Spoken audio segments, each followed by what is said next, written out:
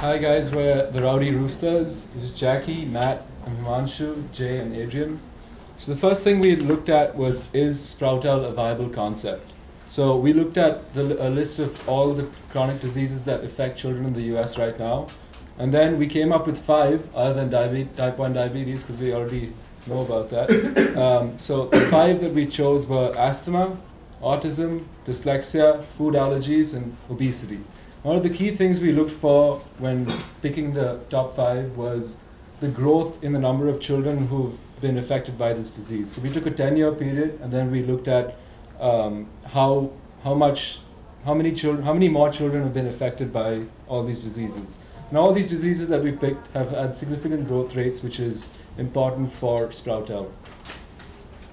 And to add to that, I mean, when you enter a new market, you want to make sure you enter an industry that's growing. You don't want to enter an industry that's declining, because that doesn't make any sense. How are you going to grow your company in a declining industry? That'll be tough to do. So in addition to that, we also looked at the market size of actual children affected by the disease and the average spending per year on the disease. It's interesting to see autism is actually a pretty small market in relation to the other 5 chronic diseases, but the average spent on the disease is pretty high. And when you're looking at how much is actually spent on a disease like asthma, if you're spending, it looks like about $500, are you going to go spend another $100 a year on Jerry the Bear? Is that something that's going to be doable for a parent or a family to go spend additionally on top of medical expenses and hospital, emergency trips and all that type of stuff?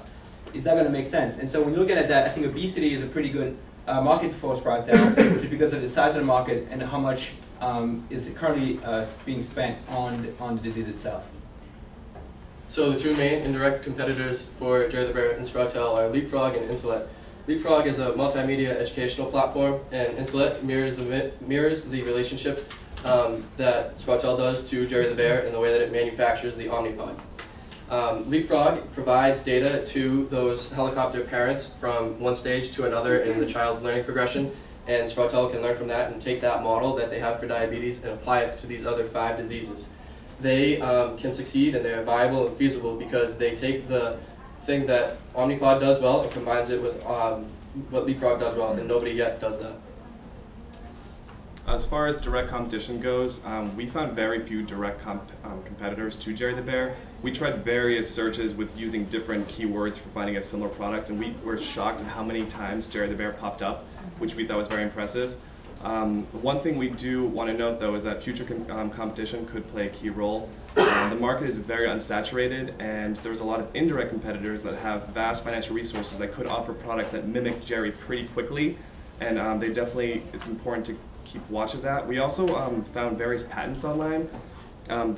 There's one patent that's pretty much an interactive educational toy that is for children with chronic illnesses. The illnesses cover diabetes, cystic fibrosis, asthma, allergies. We actually called the US Patent Office, and it turns out that the applicants abandoned the patent, but it's useful to see that there's people out there that have a similar idea and that can see the potential in this market.